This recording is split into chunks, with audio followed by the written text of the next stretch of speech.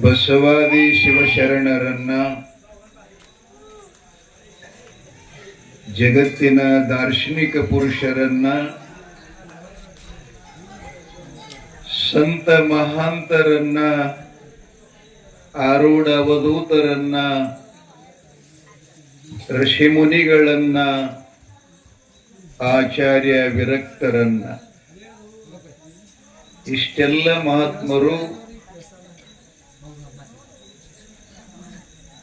ಈ ಜಗತ್ತನ್ನ ಕಲ್ಯಾಣ ಮಾಡುವ ಸಲುವಾಗಿ ಅವತರಿಸಿ ಭೂಮಿಗೆ ಬಂದಿದ್ರು. ಇವತ್ತು ತಾವುಗಳೆಲ್ಲ ಶ್ರೀ ಶಿವಸಿದ್ಧ ಗುರು ಬೀರಲಿಂಗೇಶ್ವರನ ಹಾಗೂ ಆದಿಶಕ್ತಿ ಸ್ವರೂಪಿಣಿಯಾಗಿರತಕ್ಕಂಥ ಮಾತಾ ಶಿರೋಮಣಿ ಮಾಯಕ್ಕ ದೇವಿಯ ಒಂದು ಸಹೋದರತ್ವ ಅಂದ್ರೆ ಅಕ್ಕ ಮತ್ತು ತಮ್ಮರ ಬಾಂಧವ್ಯದ ಈ ಪಾವನವಾದಂಥ ಕಥೆಯನ್ನ ಕೇಳಲು ತಾವೆಲ್ಲ ಬಹಳ ಭಕ್ತಿಯಿಂದ ಕೂತುಕೊಂಡಿದ್ದೀರಿ. ಬಹಳ ದೇವರಾಗಬೇಕಾದ್ರೆ ಅಷ್ಟು ಸುಲಭ ಅಲ್ರಿ. ಶರೀರ ಸುಟ್ಕೋಬೇಕಾಗ್ತದ, ಬಹಳ ಕಷ್ಟ ಬರ್ತದ. ಅಷ್ಟನ್ನ ನಾವು ತಾಳ್ಕೊಂಡ ಮೇಲೆ ಸಹಿಸ್ಕೊಂಡ ಮೇಲೆ ದೇವರ ಅಂತ ಆಗಲಿಕ್ಕೆ ಬರ್ತದ. ಬೀರ ದೇವರ ಹುಟ್ಟುಕ್ಕಿಂತ ಪೂರ್ವದಲ್ಲಿ ಅವರ ತಾಯಿಯಾಗಿರತಕ್ಕಂಥ ಸೂರಮ್ಮ ದೇವಿ ತವರ ಮನೆಯಲ್ಲಿದ್ಲು. ಇದೆಲ್ಲ ಕೇಳ್ತೀರಿ ನೀವು ಹಾಡಿನೊಳಗೆ. ಆಕೆ ತವರ ಮನೆ ನಗರಿ ಪಟ್ಟಣ. ನಗರಿ ಪಟ್ಟಣದ ಮಹಾ ದೊರೆಯನಾದ ಕಳವೆ ನಾರಾಯಣನ ಸಹೋದರಿ ಸೂರಮ್ಮ ತಾಯಿ. ಅವನ ಕೈ ಹಿಡಿದು ಬಂದಂತ ಧರ್ಮ ಪತ್ನಿ ಲಕ್ಷ್ಮಿ ಅಂತ ಹೆಸರು. ನಾರಾಯಣಗೌಡನ ಹೆಂಡತಿ ಹೆಸರು ಲಕ್ಷ್ಮಿ. ಹೆಸರದಾಗ ಲಕ್ಷ್ಮಿ ಇದ್ಳು, ಖರೆ ಗುಣದಾಗ ಇದ್ದಿತ್ತಿಲ್ರಿ. ತಲೆ ಒಳಗಿರ್ಲಿ. ಬಹಳ ಕುರುಪಿ ಇದ್ಲ್ರಿ. ಕುರುಪಿ ಅಂದ್ರೆ ಏನೂ ಆಗಿ ಬರ್ತಾ ಇದ್ದಿತ್ತಿಲ್ಲಕಿ. ಮನೆಗೆ ಅಷ್ಟು ಸಿಡಿಪಿಡಿ ಮಾಡ್ತಾ ಇದ್ಲು. ಆದ್ರ ಆ ಮನೆತನ ಎಂಥದ್ದಿತ್ತು ಅಂತ ಕೇಳಿದ್ರ ನಗರಿ ಪಟ್ಟಣ ಅಂತಂದ್ರ ಇಡೀ ಸುತ್ತ 300-400 ಹಳ್ಳಿಗಳಿಗೆಲ್ಲ ದೊಡ್ಡ ಹೆಸರನ್ನ ಪಡೆದಂತ ಪಟ್ಟಣ. ಆ ಮನೆಯಲ್ಲಿ ಸದಾ ಅತಿಥಿ, ಅಭ್ಯಾಂಗತ, ಸಾಧು, ಜೋಗಿ ಜಂಗಮಾದಿಗಳು, ಆ ಬಳಿಕ ಸಹಕಾರ, ಉಪಕಾರ, ದಾನ, ಧರ್ಮ, ಇನ್ನೊಬ್ಬರಿಗೆ ಸಹಾಯ ಮಾಡತಕ್ಕಂಥ ಮನೆತನ. ಸೂರಮ್ಮನ ತಾಯಿ ತಂದೆಗಳು ತೀರಿ ಹೋದ ಮೇಲೆ ಆ ಜವಾಬ್ದಾರಿಯನ್ನ ನಾರಾಯಣನ ಕೈಯೊಳಗೆ ಬಂತು. ಆಕೇನ್ ಬಂದಿದ್ಲಲ್ಲ ಎಮ್ಮ, ಆಕೆಗೆ ಇದನ್ನೆಲ್ಲ ಯಾವ ಸಂಸ್ಕಾರ ಗುರುತಿಲ್ರಿ ಆಕೆಗೆ. ಹಾಗಾಗಿ ಸೂರಮ್ಮ ದೇವಿ ಅತ್ತಿಗೆ ಹೇಳ್ತಾ ಇದ್ಲು, ಅತ್ತಿಗೆ ನಗರಿ ಪಟ್ಟಣ ಅಂತಂದ್ರೆ ದೊಡ್ಡ ಗ್ರಾಮ. ನಮ್ಮ ಈ ಮನೆ ಅಂತಂದ್ರೆ ಗೌರವಾನ್ವಿತವಾದಂತ ಮನೆತನ. ಈ ಮನೆಯಲ್ಲಿ ಸದಾ ಅನ್ನದಾಸೋಹ, ದಾನ, ಧರ್ಮ, ಪುಣ್ಯ ಎಲ್ಲ ನಡೀತಕ್ಕಂಥ ಮನೆತನ. ನೀ ಬಂದ ಬಳಿಕ ನಮ್ಮ ಮನೆಗೆ ಬಂದಂತ ಭಿಕ್ಷುಕರೆಲ್ಲ ಮರಳಿ ಹೊರಳಿ ಹೋಗ್ತಾ ಇರ್ತಿರ್ತಾರೆ. ತಾಯಿ ಧರ್ಮಶಾಸ್ತ್ರ ಏನ್ ಹೇಳ್ತದ, ಸಂಪತ್ತು ಬಂದಾಗ ಕರೆದು ದಾನ ಮಾಡು. ಆ ದಾನ ನಿನ್ನಲ್ಲಿಲ್ಲ, ಮಾಡ್ಬೇಕಮ್ಮ. ದಾನ ಮಾಡಿದೆ ಅಂತಂದ್ರ ಹಣ ಆ ಭಗವಂತ ಕಾಯ್ತಾನ. ಭಿಕ್ಷುಕರಿಗೆ ಅನ್ನ ಹಾಕಿದ್ರಿ, ಜೋಗಿ ಜಂಗಮರಿಗೆ ಅಂತಂದ್ರೆ ಆ ಅನ್ನ ವೃದ್ಧಿ ಆಗ್ತದ. ಇಂಥ ಕ್ಷೇತ್ರದಲ್ಲಿ ನಾವು ಸೇವಾ ಮಾಡಿದರೆ ನಮ್ಮ ಶರೀರದ ಸಫಲತೆ ಆಗ್ತದೆ. ನಾಲಿಗೆಯಿಂದ ಭಗವಂತ ನಾಮಸ್ಮರಣೆ ಮಾಡಿದ್ರೆ ಇದೇನಾದರೂ ಅಪ್ಪಿತೆಪ್ಪಿ ಪ್ರಾಪಂಚ ಜೀವನದೊಳಗೆ ತಪ್ಪು ಮಾತಾಡಿದ ನಾಲಿಗಿತ್ತು ಅಂತಂದ್ರೆ ಆ ನಾಲಿಗೆ ಸ್ವಚ್ಛ ಎದರಿಂದ ಆಗ್ತದಂತ ಕೇಳಿದ್ರೆ ನೀರಿನಿಂದಾಗಲ್ಲ, ಸದ್ಗುರು ಬೀರಲಿಂಗೇಶ್ವರ ಧ್ಯಾನ ಮಾಡಿದ್ರಿಂದ ಆಗ್ತದ ಬಂಧುಗಳು. ಅಷ್ಟು ಸಾಮರ್ಥ್ಯ ಅಲ್ಲೈತಿ. ಅಕ್ಕಿ ಹೇಳಿದ್ಲು, ತಲೆಯೊಳಗಿರ್ಲಿ ನಿಮ್ಗೆಲ್ಲ ನಾ ಬಹಳ ಚಲೋ ವಿಷಯ ಹೇಳಕತ್ತೀನಿ. ಹೆಣ್ಮಕ್ಳಿಗೆ ಅತ್ಯಂತ ಇಂಪಾರ್ಟೆಂಟ್ ಇಂಗ್ಲಿಷ್ ಒಳಗೆ ಅಂತಿರಲ್ಲ, ಬಹಳದು ಮುಖ್ಯವಾಗಿರತಕ್ಕಂಥದ್ದು. ಆ ಬಳಿಕ ಆಕಿ ಹಿಂಗ್ ಮಾಡುವಂತಂದ್ ಕೂಡಲೇ ಅಷ್ಟಕ್ಕ ಹೂ ಅನ್ಬೇಕಲ್ಲ. ಆಕಿ ಅಣ್ಣನ ಹೆಂಡತಿ ಅಂದ್ರೆ ತಾಯಿ ಜನ್ಮ ಕೊಟ್ಟ ತಾಯಿಗಿಂತಲೂ ಹೆಚ್ಚಿಗೆ ಅಣ್ಣನ ಹೆಂಡತಿ ಅಂತಂದ್ರೆ. ಆ ಬಳಿಕ ಅಕ್ಕಿ ಅಂತಿದ್ಲಂತ, ಅಲ್ಲೇ ನನ್ ಮನಿಯೊಳಗೊಂದು ತುತ್ತನ್ನಿಗಾಗಿ ಬಿದ್ದಕ್ಕಿ ನೀನು ನನಗ ಬುದ್ಧಿ ಹೇಳ್ತೀಯ ಅಂತ ನಾದಿನಿಗೆ ಅಂತಿದ್ಳಂತಕ್ಕಿ. ಅದನ್ನ ಬಹಳ ಸಲ ಹೇಳ್ತಿದ್ಲಕ್ಕಿ. ಹಿಂಗ್ ಹೇಳೋದ್ರಿಂದ ಬೇಜಾರು ಪಟ್ಟು ಒಂದ್ಸಲ ಅಂದ್ಲತ್ತಕ್ಕಿ, ಅತ್ತಿಗೆ ಇಂಥ ಭಾವ ನಿನ್ನಲ್ಲಿತ್ತು ಅಂದ್ರೆ ಈ ಮನಿ ಕೀರ್ತಿ ಕಡಿಮೆ ಆಗ್ತದ. ಅದಕ್ಕೆ ಮನುಷ್ಯ ಜೀವನದೊಳಗ ಗರ್ವ ಬಹಳ ಕೋಡ್ಯದು ಇರಬಾರದು. ಗರ್ವ ಇತ್ತು ಅಂತಂದ್ರೆ ಏನೆಲ್ಲ ಇದ್ದುದೆಲ್ಲ ಮನಿನ ಹಾಳು ಮಾಡ್ತದ. ಅಹಂಕಾರ ಅಂತಿಂತವ್ರೆಲ್ಲ ರಾವಣಾದಿ ಅಂತವ್ರೆಲ್ಲ ಹೋಗ್ಯಾರ ಮಣ್ಪಾಲಾಗಿ. ಅದು ಇರಬಾರದಮ್ಮ ಅಂತಂದ ಕೂಡಲೇ ಆಕೆ ಎಂದ್ಲಂತ, ಬೇಕಾದ್ರೆ ಈ ಮನೆಯಲ್ಲಿರಬೇಕು, ಬ್ಯಾಡಾಗದ್ರ ಜಾಗ ಖಾಲಿ ಮಾಡಬೇಕು ಅಂದ್ರಿ. ಯಾರು? ಅಣ್ಣನ ಹೆಂಡತಿ ಲಕ್ಷ್ಮಿ ಅಂತಾಳ. ಅವಾಗ ಅಂದ್ಲು, ಅತ್ತಿಗೆ ನಿನ್ನ ಸೊಕ್ಕ ಈಗ ಅಡಗಂಗಿಲ್ಲ, ಈಗ ಕಮ್ಮ ಆಗಂಗಿಲ್ಲ. ಮುಂದೇನೋ ಆ ಪರಮಾತ್ಮ ನನಗ ಚಲೋ ಮಾಡದ ಅಂತಂದ್ರ ನಾನು ಹೊಟ್ಟೆಯಿಂದ ಗಂಡು ಹುಟ್ಟಿದ್ರ ನಿನ್ನ ಹೆಣ್ಣನ್ನ ಗೆದ್ದು ತಂದು ನಿನ್ನ ಸೋಲಿಸದಿದ್ರೆ ನಾ ನಗರಿ ಪಟ್ಟಣದ ನಾರಾಯಣನ ತಂಗಿನೇ ಅಲ್ಲ ಅಂತ ಪ್ರತಿಜ್ಞೆ ಮಾಡಿದ್ರಂತೆ. ಒಂದು ವೇಳೆ ಹೆಣ್ಣ ಹುಟ್ಟಿದ್ರು ಕೂಡ ನಿನ್ನ ಗಂಡನನ್ನು ತಗೊಂಡು ನಾನು ನಿನ್ನ ಸೊಕ್ಕ ಮುರಿತೀನಿ ಅಂತಂದು ಕೂಡಲೇ ಆಕಿ ನಗಾಕತ್ಲಂತ, ತೆಲಿಗಿಲಿ ಕೆಟ್ಟದೇನೆ ನಿಂದು ಬುದ್ಧಿಯಾದಿಲ್ಲ, ನಿನ್ನ ಲಗ್ನ ಮಾಡಿ ಕೊಡಕ್ಕಿನ ನಾನು ಅದೀನಿ, ಲಗ್ನ ಮಾಡಿದ್ರೆ ಹಡಿ ತೇಲಿದು ಅಂದ್ಲಂತ. ಆಶ್ಚರ್ಯದಲ್ಲ? ಎಲ್ಲಿ ಹಡಿತಿ ಅಂದ ಕೂಡಲೇ ಅಕ್ಕಿ ಅಂದ್ಲತ್ತ, ಅತ್ತಿಗೆ ಲಗ್ನ ಮಾಡಿ ಕೊಡುದು ನಿನ್ನ ಕೈಯಾಗಿಲ್ಲ, ಮಾಡ್ಕೊಡುದು ನನ್ನ ಕೈಯಾಗಿಲ್ಲ, ಅದು ಎಲ್ಲ ಪರಮಾತ್ಮನ ಕೈಯೊಳಗದ ಅಂತ ಹೇಳಿ ಈ ಜಿದ್ದಾಯಿತು. ಆಕಿನ ಮನುಷ್ಯನಾಗ ಅದು ಉಳ್ಕೊಂಡ್ ಬಿಡುತ್ತೆ. ಹಿಂಗ ಅಂದಾಳಿಕೆ ಅಂತಂದ್ರೆ ಈಕಿನ ಲಗ್ನನ ಮಾಡಿ ಕೊಡಬಾರದು ಅಂತ ಹೇಳಿ. ಆ ಬಳಿಕ ನಮ್ಮ ಹಿರಿಯರೆಲ್ಲ ಬರೀತಿರ್ತಾರ, 4 ಪುರಾಣಗಳದಾವ. ರಸ್ತಾಪುರ ಭೀಮಕವಿ ಅಂತ ಬರ್ಕೊಂಡು ಬಂದಾನ. ಕಳವಿ ನಾರಾಯಣಗೌಡ ಪ್ರತಿನಿತ್ಯದಲ್ಲಿ ಪರಮಾತ್ಮನ ಸೇವಾ ಮಾಡುತ್ತಿದ್ದ. ಅವನಕ್ಕಿಂತಲೂ ಪೂರ್ವದಲ್ಲಿ ಪುಷ್ಪದತ್ತ ಅಂತ ಹೇಳಕ್ಕೂ ಪೂಜಾಕ್ ಬಂದಿದ್ದ. ಆ ಶಿವನಿಗೆ ಅನಂತ ಹೂಗಳನ್ನೇರಿಸಿ ತಾನು ಪೂಜಾ ಮಾಡ್ಕೊಂಡು ತೆರಳಿದ. ಆ ಪುಷ್ಪದತ್ತ ಏರಿಸಿರ್ತಕ್ಕಂಥ ಹೂಗಳನ್ನೆಲ್ಲ ಕೆಳಗುದರಿಸಿ ಮತ್ತ ಆ ಪೂಜೆ ಮಾಡದಂತ ಶಿವ ಹೇಳ್ತಾನ, ನಾರಾಯಣ ನಿನ್ ಪೂಜಾದೊಳಗ ಭಂಗ ಆಯಿತು, ನಿನ್ ಪೂಜಾ ನನಗೆ ಯೋಗ್ಯ ಆಗ್ಲಿಲ್ಲ. ಯಾಕಂದ್ರೆ ಆ ಪರಮ ಭಕ್ತನಾಗಿರತಕ್ಕಂಥ ಪುಷ್ಪದತ್ತ ಅನ್ನುವಂತ ಪರಮ ಭಕ್ತನು ನನಗೆ ಏರ್ಸಿರ್ತಕ್ಕಂಥ ಪುಷ್ಪಗಳೆಲ್ಲ ಕೆಳಗೆ ಕೆಡವಿದಿ, ನಿನಗೆ ದೋಷ ಬಂತು, ಅದಕ್ಕೆ ನೀ ನನ್ನ ಪೂಜೆ ಮಾಡ್ಲಿಕ್ಕ ಯೋಗ್ಯನಲ್ಲ ಅಂದ ಕೂಡಲೇ ನಾರಾಯಣ ಅಂತಾನ, ಹೇ ಪರಮಾತ್ಮ ಜಗದೊಡೆಯ ವಿಶ್ವನಾಥ, ಈ ದೋಷದಿಂದ ನಾ ಮುಕ್ತನಾಗ್ಬೇಕಾದ್ರೆ ಏನ್ ಮಾಡ್ಬೇಕು ಅಂತ ಶಿವನಿಗೆ ಪ್ರಶ್ನೆ ಮಾಡಿದಾಗ ಆ ಶಿವ ಹೇಳ್ತಾನ, ನೀನು ಕಾಶಿ ಯಾತ್ರೆ ಮಾಡಿ ಅಲ್ಲಿದ ಗಂಗಾ ಮತ್ತು ಕಮಲದ ಹೂವ ತಂದು ನನಗೆ ಪೂಜೆ ಮಾಡಿದೆ ಅಂದ್ರೆ ದೋಷದಿಂದ ಮುಕ್ತ ಆಗತಿ ಅಂತ ಹೇಳ್ದ ಶಿವ. ಅವಾಗವಂತನ, ನಾನು ಕಾಶಿ ಯಾತ್ರೆ ಮಾಡಿಕೊಂಡು ಬರೋ ತನಕ ನಿನ್ನ ಪೂಜೆ ಮಾಡವರು ಹೌದಿಲ್ಲ ಅಂತಂದಾಗ ಅಷ್ಟೊತ್ತಿನೊಳಗ ಚಂದನಗಿರಿ ಪಟ್ಟಣದ ಪುರದರಸನಾಗಿರತಕ್ಕಂಥ ಯಾರ ಮಗ? ಬರಮದೇವ್ರ ಯಾರ ಮಗ?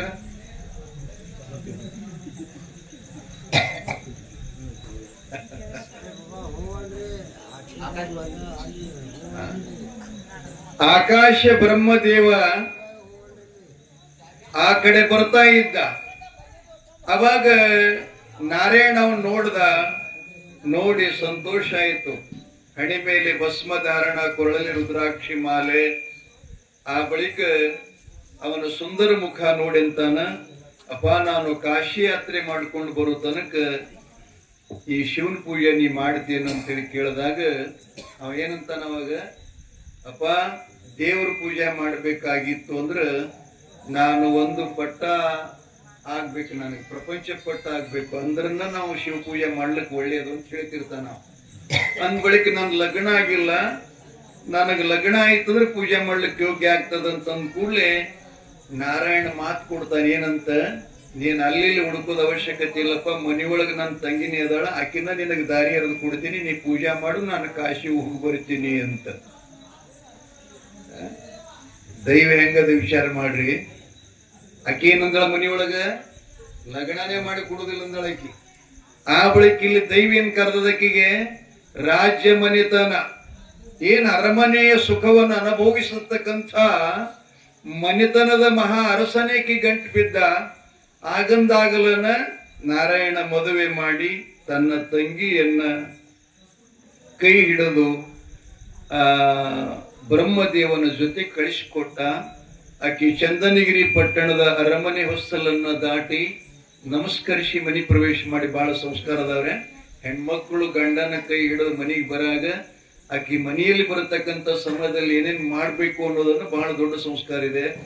ಇವತ್ತು ಸಮಯ ಕಡಿಮೆ, ನಿಮ್ಗೇನು ಅಷ್ಟು ಹೇಳಲ್ಲ, ಕಥೆಯನ್ನು ಸ್ವಲ್ಪ ಮುಂದಕ್ಕೆ ಓಡಿಸ್ತಾ ಇದ್ದೀನಿ. ನಮಸ್ಕಾರ ಮಾಡಿ ಪತಿದೇವನಿಗೆ ನಮಸ್ಕಾರ ಮಾಡಕ್ಕೆ ಹೇಳ್ತಿರ್ತಾಳ, ಸ್ವಾಮಿ ಇಲ್ಲಿ ತನಕ ನಾನು ತವ್ರ ಮನೆಯಲ್ಲಿದ್ದೆ, ಹೆಣ್ಣು ಎಲ್ಲಿ ಉದ್ಧಾರ ಆಗ್ತದ ಅಂತ ಕೇಳಿದ್ರೆ ಪತಿಯಿಂದನ ಉದ್ಧಾರ ಆಗ್ತದ. ಮರದೊಳಗ ಕಾಯಿ ಹಣ್ಣಾಯ್ತಂದ್ರೆ ಸ್ವಾರ್ಥ ಯಾವಾಗತ್ತಪ್ಪ, ಪಕ್ಷಿ ಬಂದು ಮುಟ್ಟದಾಗ. ಹಂಗ ಹೆಣ್ಣಿಗೆ ಗಂಡನಿಂದನ ಸದ್ಗತಿ, ಗಂಡನಿಂದನೇ ಇಹ, ಗಂಡನಿಂದನೇ ಪರ, ಗಂಡನಿಂದಲೇ ಧರ್ಮ.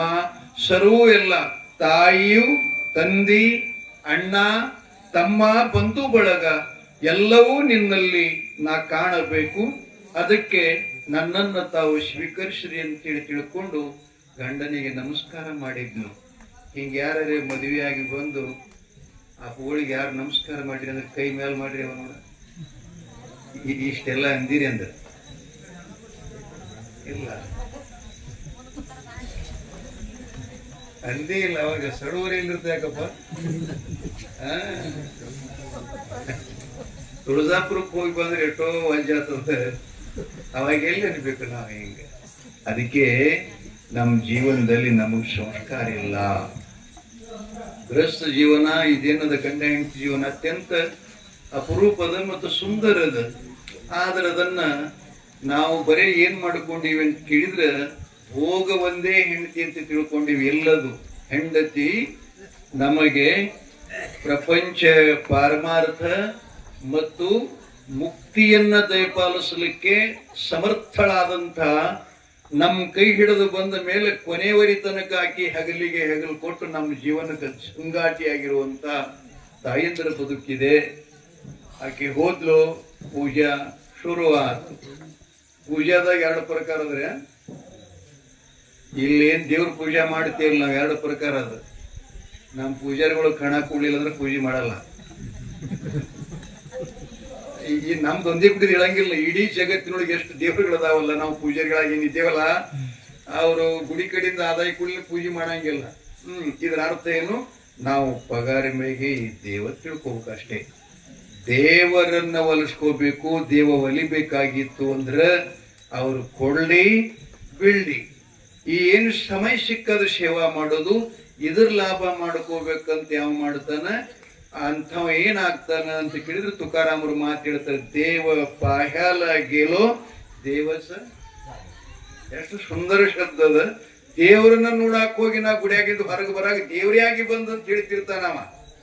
ಇದನ್ನ ಯಾಕೆ ಹೇಳಕತ್ತೀನಿ ಅಂದ್ರೆ, ಕಳವಿ ನಾರಾಯಣ ಮಾಡುವಂತ ಪೂಜೆಗೆ ಮತ್ತು ಆಕಾಶ ಬ್ರಹ್ಮದೇವ್ ಮಾಡತಕ್ಕಂತ ಪೂಜೆಯೊಳಗೆ ಏನು ವ್ಯತ್ಯಾಸ ಇತ್ತು ಅಂದ್ರೆ, ಆತ ಆತ್ಮಾರ್ಪಣ ಮಾಡಿಕೊಂಡು ಭಗವಂತನಿಗೇನು ವರಗಳ ಅಪೇಕ್ಷೆ ಇಲ್ಲದನ ಹಿಂಗ ಪೂಜೆ ಮಾಡುತ್ತಿದ್ದ.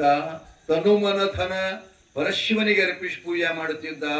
ಶಿವನೇ ಸಾಕ್ಷಾತ್ ಅಂದಂತವನಿಗೆ, ಅಪ್ಪ ಇಲ್ಲಿ ತನಕ ರಗಡ ಜನ ನಾನು ಸೇವಾ ಮಾಡ್ಯಾರ, ಆದ್ರೆ ನಿನ್ನ ಸೇವಾದಷ್ಟು ತೃಪ್ತಿ ನಾನೆಂದೂ ಆಗಿಲ್ಲ ಅಂತ ಹೇಳಿ ಶಿವನ ಹಿಡಿದಂತ ಬ್ರಹ್ಮದೇವನಿಗೆ ಹೇಳ್ತಾನ, ಇನ್ಮೇಲೆ ನಿನ್ನ ಹೊರತು ನನ್ನ ಪೂಜೆ ಇನ್ಯಾರು ಮಾಡತಕ್ಕದ್ದಲ್ಲ. ನಡೀಲಿ ನಮ್ ಬೇರೆ ವಿಷಯ ಬರೋಬರದಲ್ಲಿ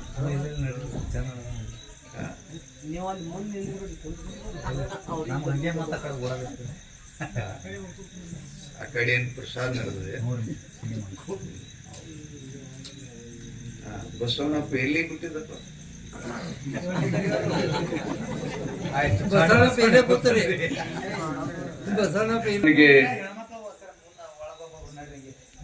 ಬೇಡಪ್ಪ ಅಂತೇಳಿ ಶಿವ ನಮ್ಮಪ್ಪ ಬೀರ್ಲಿಂಗೇಶ್ವರನಪ್ಪ ಬರಮದೇವರಿಗೆ ಹೇಳ್ತಾ ಇರ್ತಿರ್ತಾನೆ. ಆ ಬಳಿಕ ಕಳವಿ ನಾರಾಯಣಗೌಡ ಕಾಶಿ ಯಾತ್ರೆಯನ್ನ ಮಾಡಿಕೊಂಡು ಪರಮಾತ್ಮನ ಸನ್ನಿಧಿಗೆ ಬರ್ತಾನ. ಶಿವನೇ ತನ್ನ ಬಾಗಿಲಿಗೆ ಇಬ್ಬರಿಗೆ ದ್ವಾರಪಾಲಕರನ್ನು ನಿಲ್ಲಿಸ್ತಾನ. ಆ ಬ್ರಹ್ಮದೇವನ ಹೊರತು ನನ್ನ ಮಂದಿರದಲ್ಲಿ ಯಾರಿಗೆ ಬರ್ಲಿಕ್ಕೆ ಪ್ರವೇಶ ಇಲ್ಲ, ಯಾರೂ ಬರಬಾರದು ಅಂತೇಳಿ ತಿಳ್ಕೊಂಡು ಆಜ್ಞೆ ಮಾಡಿದಾಗ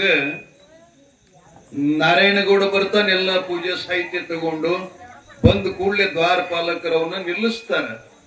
ನಿಲ್ಲಿಸಿ ಒಳಗ ಹೋಗ್ಲಿಕ್ಕೆ ನಿಮಗೆ ಅಪ್ಪಣೆ ಇಲ್ಲ ಅಂತಂದ ಕೂಡಲೇ, ಯಾಕಂದ ಕೂಡಲೇ ಹೇಳ್ತಿರ್ತಾರೆ ಎಲ್ಲ ವಿಚಾರವನ್ನು, ಹೀಗಾಗಿದೆ ಅಂತಂದಾಗ ದ್ವಾರಪಾಲಕರಿಗೆ ಕಳವಿ ನಾರಾಯಣ ಒಂದು ಮಾತೇನು ಹೇಳ್ತಾನಂದ್ರೆ, ಸ್ವಲ್ಪ ನಾನು ಒಂದೆರಡು ಸೇವಾ ಏನ್ ಮಾಡುವುದಿಲ್ಲ, ಶಿವನ ಜೊತೆಯಲ್ಲಿ ಒಂದೆರಡು ಮಾತಾಡಬೇಕ, ಅವನಿಷ್ಟು ಭೇಟಿಯಾಗಿ ಬರ್ತೀನಿ, ನಾನೇನಲ್ಲಿ ಹೆಚ್ಚಿನ ಟೈಮ್ ತಗೊಳ್ಳಂಗಿಲ್ಲ ಅಂತೇಳಿ ಅವ್ರನ್ನ ಹೇಳಿ ಮಂದಿರದೊಳಗೆ ಹೋಗ್ತಾನೆ.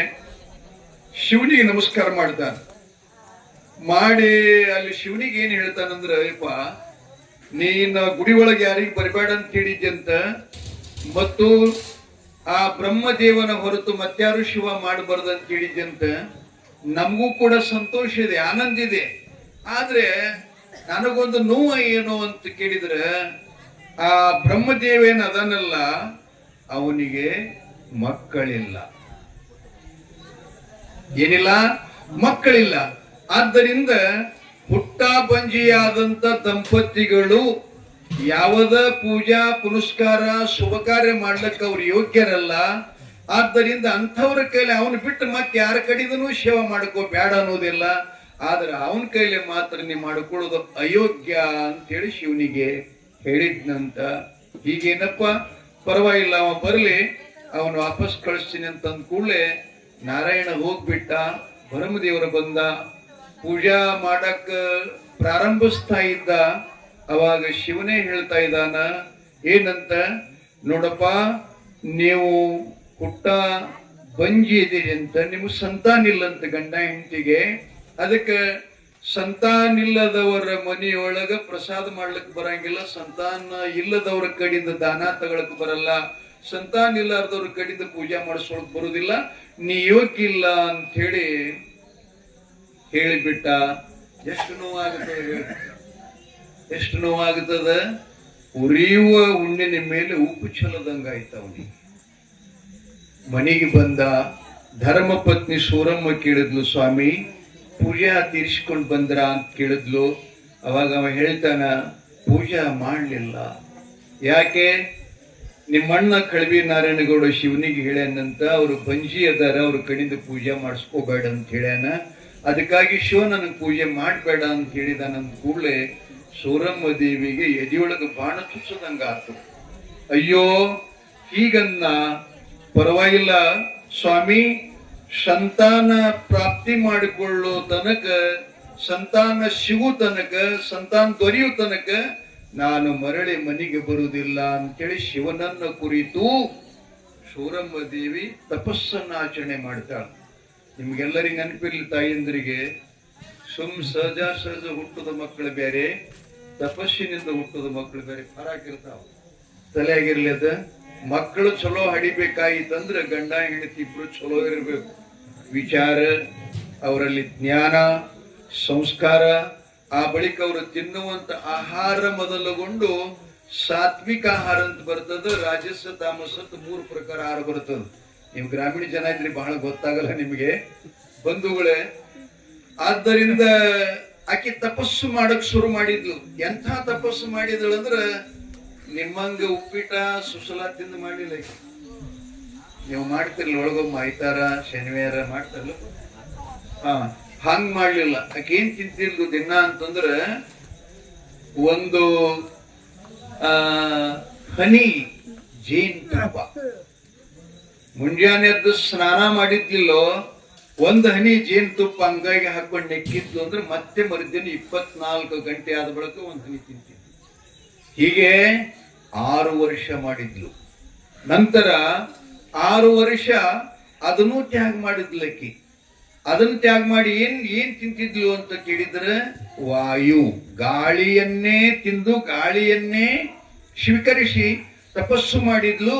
ಆ ಬಳಿಕ ಆಕಿನ ಶರೀರದೊಳಗಿರತಕ್ಕಂತ 365 ನರನಾಡಿಗಳೇನಿದ್ದು ಅಲ್ಲ, ಏನಿರ್ಲಿಲ್ಲ, ಬರೀ ಎಲಿವಿನ ರಾಷ್ಟ್ರೀಯ ಪ್ರಾಣ ಹೋಗುವ ಸಂಕಟ. ಅಂತ ಸಂದರ್ಭದಲ್ಲಿ ಪರಮಾತ್ಮನ ದರ್ಶನ ಆಗ್ತದೆ, ಸಾಕ್ಷಾತ್ಕಾರ ಆಗ್ತದೆ. ಅಮ್ಮ ಸೂರಮ್ಮ ದೇವಿ, ನಿನ್ನ ಭಕ್ತಿಗೆ ನಾನು ಮೆಚ್ಚಿದ್ದೇನೆ. ಯಾವ ಸಂಕಲ್ಪ ಮಾಡಿಕೊಂಡು ನೀ ತಪಸ್ಸು ಮಾಡ್ತಾ ಇದ್ದಿ ಹೇಳ ಮಗ ಅಂತ ಕೇಳಿದಾಗ ಆಕೆ ಹೇಳ್ತಾಳೆ, ಹೇ ದೇವಾದಿ ದೇವ, ನಾನು ತಪಸ್ಸು ಮಾಡಿದ್ದೆ ಯಾವುದಕ್ಕೋಸ್ಕರವಾಗಿ ಅಂತಂದ್ರೆ ನನಗೆ ಕ್ಷಿತಿಯೋಳು, ಈ ಜಗತ್ತಿನೊಳಗ ಅತ್ಯಂತ ಪಾವನವಾದಂತ ಶ್ರೇಷ್ಠವಾಗಿರತಕ್ಕಂತ ನನಗೆ ಸಂತಾನ ಆಗ್ಬೇಕು. ನನ್ನ ಹೊಟ್ಟಿಲೆ ಹುಟ್ಟಿದ ಮಗನಿಂದ ಧರ್ಮ ಸ್ಥಾಪನೆ ಆಗ್ಬೇಕು, ಧರ್ಮ ರಕ್ಷಣೆ ಆಗ್ಬೇಕು. ಆ ಬಳಿಕ ಭೂಮಂಡಲದಲ್ಲಿರತಕ್ಕಂತ ಅವಿವೇಕಿಗಳನ್ನ, ಅಜ್ಞಾನಿಗಳನ್ನ, ರಾಕ್ಷಸರನ್ನ ಸಂಹಾರ ಮಾಡಿ ಈ ಜಗಕ್ಕೆ ಸುಖ ಕೊಡತಕ್ಕಂಥ ಮಗ ನನ್ನ ಹೊಟ್ಟಿಲೆ ಹುಟ್ಟಬೇಕು ಅಂತ ಸಂಕಲ್ಪ ಮಾಡ್ತಾಳೆ. ಅವಾಗ ತಥಾಸ್ತು ಮಗಳೇ ಅಂತ ಹೇಳಿ ಅವೇನ್ ಕುಡ್ಲಿಲ್ಲ, ಬಾಳೆಹಣ್ಣಿಲ್ಲ, ಇವತ್ತಿಲ್ಲ, ಮತ್ಯಾವುದು ಕುಳ್ಳಿಲ್ಲ. ಅವನಿಗೆ 3 ಕಣ್ಣದಾವ ಪರಮಾತ್ಮನಿಗೆ. ಇದನ್ನ ಉರಿನೇತ್ರದೊಳಗಿಂದ ಒಂದು ಹನಿ ನೀರು ತಗೊಂಡು ಅದು ಸೂರಮ್ಮ ದೇವಿಯ ಅಂಗುಷ್ಠಾನಕ್ಕೆ ಕೊಡ್ತಾ ಇದ್ದಾನ. ಇದನ್ನ ಗ್ರಹಿಸಮ್ಮ, ಈ ಉರಿನೇತ್ರದಂತ ಮಗ ನಿನ್ನ ಹೊಟ್ಟಿಲೆ ಹುಟ್ಟಿ ಬರ್ತಾನ, ಅವ ಜಗತ್ ಕಲ್ಯಾಣ ಮಾಡ್ತಾನ, ನಿನ್ನ ಕುಲವನ್ನು ಬೆಳಗ್ತಾನ, ಇಡೀ ಹಾಲು ಮತ್ತು ಧರ್ಮವೇ 3 ಲೋಕಗಳಲ್ಲಿ ಮೆಚ್ಚುವಂತ ಕೀರ್ತಿವಂತ ಮಗ ಹುಡುತಾನ ಅಂತ ಹೇಳಿ ಆಶೀರ್ವಾದ ಮಾಡಿದಾಗ ಅದನ್ನ ಗ್ರಹಿಸಿದ್ಲಿಕ್ಕೆ 12 ವರ್ಷ ಭಕ್ತಿ ಮಾಡಿ ವಲಸಲು ಶಿವಗ ದೈವಿಯಂದ ಸತ್ಯ ಬಯಲ ಮಾಡು ನೀಡಿದ. 12 ವರ್ಷ ಭಕ್ತಿ ಮಾಡಿ ವಲಸಲು ಶಿವಗ ದೈವಿಯಂದ ಸತ್ಯ ಬಯಲ ಮಾಡು ನೀಡಿದ. ಬರುವ ಕೆಟ್ಟನ ಸೂರನುಗ ಹರುಷಗಿ ಬಂದವ ತನ ಮನುಗ. ಬರುವ ಕೆಟ್ಟನ ಸೂರನುಗ ಹರುಷಗಿ ಬಂದವ ತನ ಮನುಗ. ಗರುಡ ಬರಮ ಭೂತರದ ಹೋಗಿ ಬಿದ್ದಳ ಪಾದಿಗ. ಬಂದಿತನ ಹಿಂಗಿತ ಇರುವಾಗ ಶಿವ ಕೊಟ್ಟು ನಮಗ. ಬಂದಿತನ ಹಿಂಗಿತ ಇರುವಾಗ ಶಿವ ಕೊಟ್ಟು ನಮಗ. ಆದಿ ಹೇಳುವನ ಸಮಾಧಾನ ಭಕ್ತಿ ಇಟ್ಟು ಬಂದೂರಿಗ. ಬೇರೆಲ್ಲನಾಗ ಭಕ್ತಿ ಇಟ್ಟು ಬಂದೂರಿಗ. ಬೇರೆಲ್ಲನಾಗ 12 ವರ್ಷ ಭಕ್ತಿ ಮಾಡಿ ವಲಸಲ ಶಿವನಿಗ. ದೈವಿಯಂದ ಸತ್ಯ ಬಯಲ ಮಾಡು ನೀನಾಗ. ಬರುವ ಕೆಟ್ಟನ ಸೂರನುಗ ಹರುಷಗಿ ಬಂದಳ ತನ ಮನುಗ. ಗರುಡ ಧರ್ಮ ಭೂತನಗ ಹೋಗಿ ಬಿಟ್ಟಳ ಪಾದಿಗ. ಬಂದಿತನ ಹಿಂಗಿತ ಇರುವಾಗ ಶಿವ ಕೊಟ್ಟು ನಮಗ. ಬಂದಿತನ ಹಿಂಗಿತ ಇರುವಾಗ ಶಿವ ಕೊಟ್ಟು ನಮಗ. ಬಂದಿತನ ಹಿಂಗಿತ ಇರುವಾಗ ಶಿವ ಕೊಟ್ಟು ನನಗ. ಶಿವ ಸಂಗದ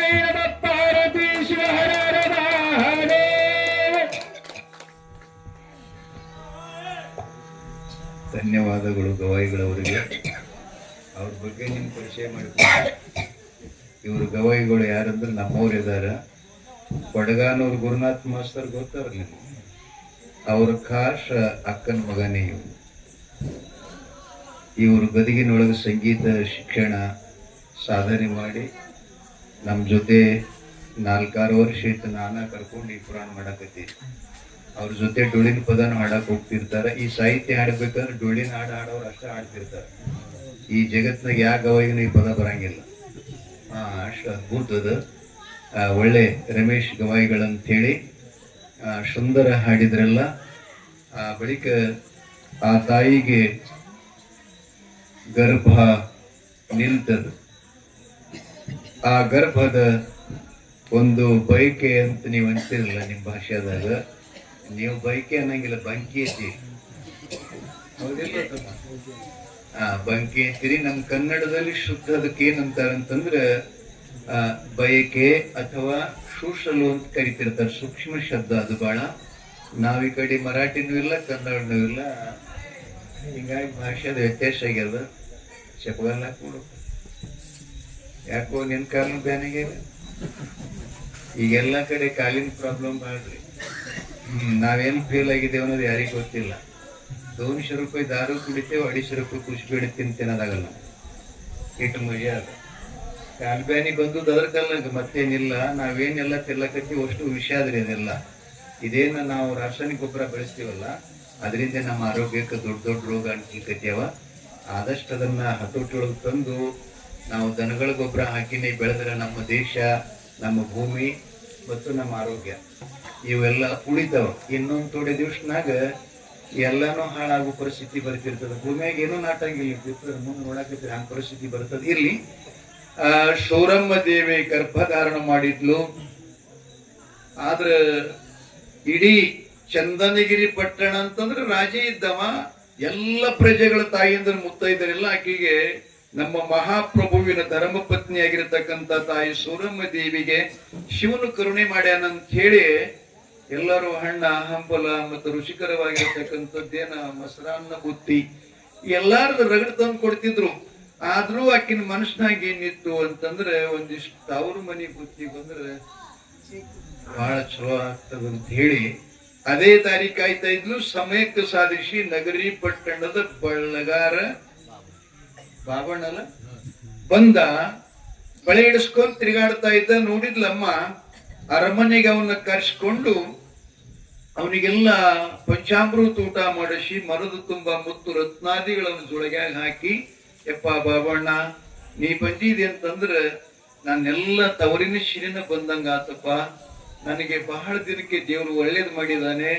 ನಾನು 7 ತಿಂಗಳ ಬಸ್ರಿ ಇಡೀ ಎಲ್ಲ ನನ್ನ ಪಟ್ಟಣ ತಂದು ಕೊಟ್ಟಿದ್ದು ನನಗೆಲ್ಲ ಬುದ್ರೊಟ್ಟಿ. ಆದ್ರೆ ನನ್ನ ಮನಸ್ಸಿಗೆ ನೆಮ್ಮದಿ ಇಲ್ಲ, ಶಾಂತಿ ಇಲ್ಲ.